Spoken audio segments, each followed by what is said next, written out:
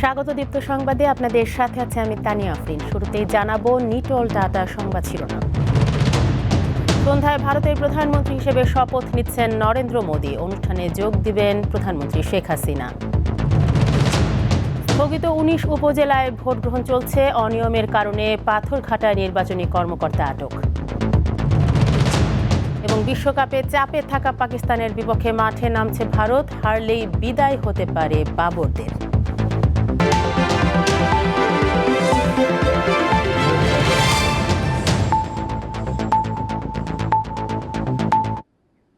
দেখছিলেন শিরোনাম, এবারে পুরো খবর। ভারতের দিল্লিতে চলছে নতুন সরকারের শপথ গ্রহণের প্রস্তুতি।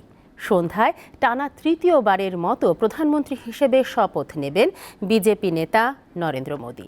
অনুষ্ঠানে অংশ নেবেন বাংলাদেশের প্রধানমন্ত্রী শেখ হাসিনা সহ ৭ দেশের রাষ্ট্র ও সরকার প্রধানরা। সার্বিক নিরাপত্তা নিশ্চিত করবে প্রায় ২৫০০ পুলিশ সদস্য।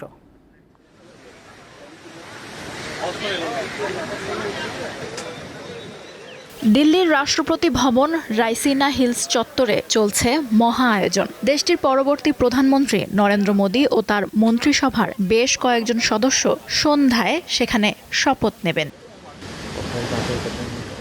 মোদীর পরে অর্থ, স্বরাষ্ট্র, পররাষ্ট্র ও প্রতিরক্ষা মন্ত্রী শপথ নেবেন। এই ৪ মন্ত্রণালয় বিজেপির কাছেই থাকছে। একই সঙ্গে শপথ নেবেন পরিবহন, বেসামরিক বিমান চলাচল, কয়লা মন্ত্রণালয়ের মন্ত্রীরা। আজ সব মন্ত্রী শপথ নাও নিতে পারেন। শপথ উপলক্ষে অনুষ্ঠানস্থল ও আশেপাশে নিরাপত্তা নিশ্চিতে রাষ্ট্রপতি ভবনের কাছাকাছি বিশাল এলাকা নো ফ্লাই জোন ঘোষণা করা হয়েছে। শুধু বিমান নয়, ফানুস বা ড্রোনও ওড়ানো যাবে না। আইন শৃঙ্খলা রক্ষাকারী বাহিনীর সদস্যরা থাকবেন কড়া সতর্কতায়। নজরদারি চলবে ড্রোনের মাধ্যমে। প্রতিবেশী ও ভারত মহাসাগরীয় অঞ্চলের ৭ দেশের নেতাদের আমন্ত্রণ জানিয়েছে নয়াদিল্লি। এর মধ্যে রয়েছেন বাংলাদেশের প্রধানমন্ত্রী শেখ হাসিনা সহ মালদ্বীপ, শ্রীলঙ্কা, মরিশাস, নেপাল ও ভুটানের সরকার ও রাষ্ট্রপ্রধানরা। এছাড়া থাকবেন ৮,০০০-এরও বেশি অতিথি।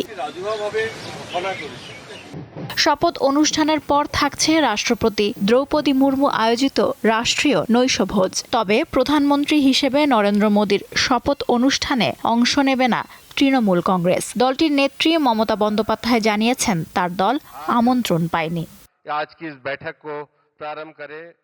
এদিকে শনিবার এনডিএ জোটের বৈঠকে সিদ্ধান্ত হয়েছে অন্ধ্রপ্রদেশের চন্দ্রবাবু নাইডুর দল তেলেগু দেশম পার্টি টিডিপি পাবে ৪টি মন্ত্রণালয়, আর বিহারের নীতিশ কুমারের জনতা দল ইউনাইটেড জেডিইউ পাবে ২টি মন্ত্রণালয়। এনডিএ জোটের গুরুত্বপূর্ণ এই ২ মিত্র বিহার ও অন্ধ্রপ্রদেশের বিশেষ মর্যাদা দাবি করেছে। পাশাপাশি চলছে অর্থনৈতিক প্যাকেজের দর কষাকষি। ১.৫ মাসের বেশি সময় ধরে ৭ দফায় অনুষ্ঠিত হয় ১৮তম লোকসভা নির্বাচন। এতে নরেন্দ্র মোদীর বিজেপি পেয়েছে ২৪০ আসন। সরকার গঠন করতে দরকার ২৭২ আসন, যার জন্য টিডিপি ও জেডিইউর সঙ্গে দলটিকে জোট বাঁধতে হয়েছে। লুৎফা ফৌজিয়া, দীপ্ত, বার্তাকক্ষ। এমপি আনার হত্যাকাণ্ডে অভিযুক্ত সিয়ামকে নিয়ে তল্লাশি অভিযান চালিয়েছে কলকাতার পুলিশ। রবিবার সকাল থেকে শুরু হওয়া এই অভিযানে বাগজোলা খাল থেকে কিছু অস্থি উদ্ধার করা হয়। এর আগে আনার হত্যার পরই ভারত থেকে নেপালে পালিয়ে যায় সিয়াম। সেখানে আটকের পর তাকে কলকাতায় নিয়ে আসা হয়। শনিবার সিয়ামকে ১৪ দিনের হেফাজতে পায় সিআইডি। প্রাথমিকভাবে হাড়গুলো দেখে মানুষের বলে ধারণা করা হচ্ছে। যদিও সিআইডির পক্ষ থেকে জানানো হয়েছে এমপি আনারের দেহাংশ কিনা বিষয়টি নিশ্চিত হতে উদ্ধার হওয়া হাড়গুলো ফরেনসিক পরীক্ষার জন্য পাঠানো হবে।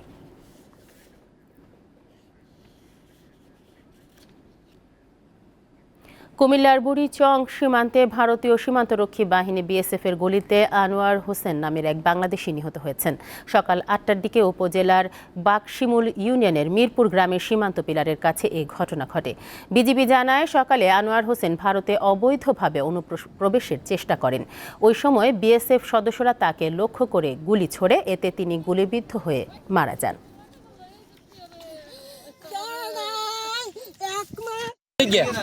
চিনি লেগে যাওয়ার পরে মানে বিএসএফ কইছে তারা সরে গেছা, কিন্তু সরে নাই। 3 বছরে কান্দল হয়েছে, গুলি করছে। অসতম গুলি মরে নাই, দ্বিতীয়বার গুলিটা মরছে। উনি আসছিল কি কারণ আসছিল বলতে পারবো না, এদিক দিয়ে আসছিল। তো পরে বিএসএফ গুলি করার পর উনি পড়ে গেছিল।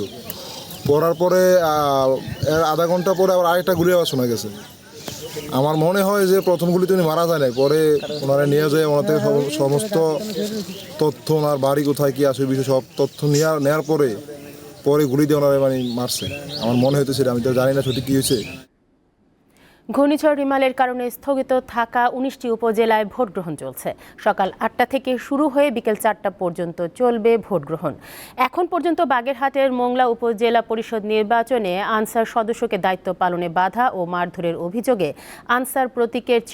আনারস প্রতীকের চেয়ারম্যান প্রার্থীর এক সমর্থককে 6 মাসের সশ্রম কারাদণ্ড দেওয়া হয়েছে। পৌর শহরের 8 নম্বর ওয়ার্ডের মহাসিনিয়া আলিম মাদ্রাসা কেন্দ্রে এ ঘটনা ঘটে। এছাড়াও বরিশালের গৌরনদী সরকারি পাইলট মাধ্যমিক বিদ্যালয় কেন্দ্রে বিশৃঙ্খলার অভিযোগে উপজেলা ছাত্রলীগের যুগ্ম সাধারণ সম্পাদক ইমরান মিয়া সহ 2 জনকে আটক করেছে আইনশৃঙ্খলা রক্ষাকারী বাহিনী। অনিয়মের অভিযোগে পাথরঘাটা উপজেলায় আমড়াতলা কেন্দ্রের সহকারী প্রিজাইডিং ও পোলিং অফিসার সহ 3 জনকে আটক করা হয়েছে।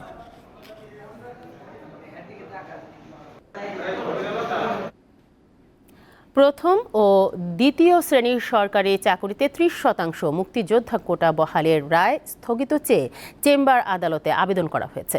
সকালে সুপ্রিম কোর্টের সংশ্লিষ্ট শাখায় রাষ্ট্রপক্ষ এ আবেদন করে। এর আগে গত 5 জুন হাইকোর্ট এক রায়ে সরকারি চাকুরিতে 30% মুক্তিযোদ্ধা কোটা বহাল থাকবে বলে রায় দেয়। 2018 সালের 4 অক্টোবর জারি করা এক পরিপত্রে বলা হয়, নবম গ্রেড এবং 10ম থেকে 13তম গ্রেডের পদে সরাসরি নিয়োগের ক্ষেত্রে মেধার ভিত্তিতে নিয়োগ দেয়া হবে। পরে ওই পরিপত্র চ্যালেঞ্জ করে রিট করেন 7 জন শিক্ষার্থী। ওই রিটের পরিপ্রেক্ষিতে 2021 সালের 7 ডিসেম্বর রুল জারি করেন হাইকোর্ট।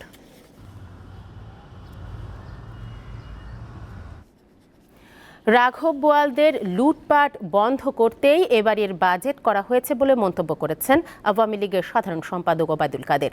রবিবার রাজধানীর বঙ্গবন্ধু এভিনিউয়ে আওয়ামী লীগের যৌথ সভায় এ কথা বলেন তিনি।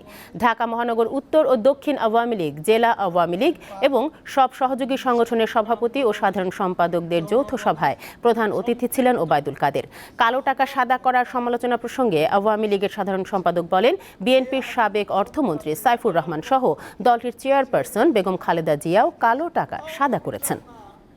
একজন রাষ্ট্রনেতা শেখ হাসিনা ছাড়া কেউ করবে না। শিশু, নারী, 200। খেলার খবর। টি-20 ক্রিকেট মানেই উন্মাদনা আর 4 ছক্কার ফুলঝুরি।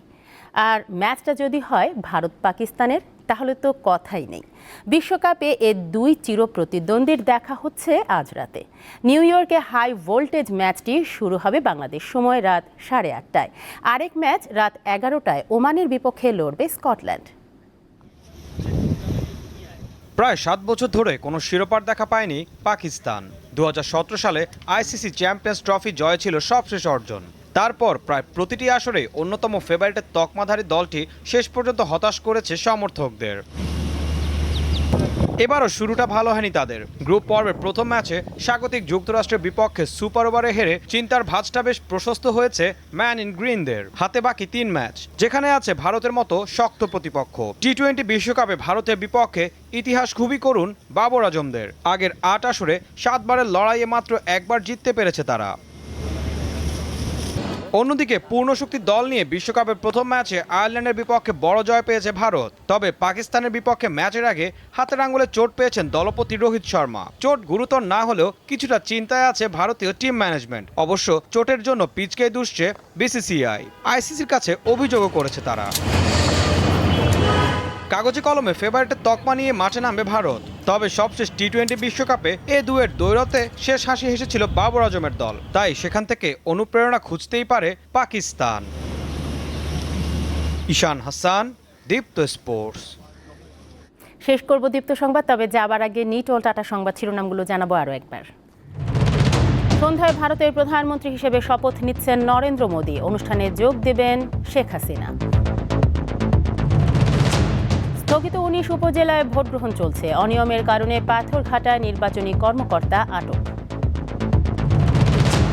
এবং বিশ্বকাপে চাপে থাকা পাকিস্তানের বিপক্ষে মাঠে নামছে ভারত। হারলেই বিদায় হতে পারে বাবরদের। এই ছিল এখনকার মতো। আমাদের পরবর্তী সংবাদ বিকেল 5টায়। দর্শক, আরো তথ্য ও বিনোদনের খবর পেতে যুক্ত থাকুন দীপ্ত ডিজিটাল প্ল্যাটফর্মগুলোতে। ধন্যবাদ সবাই।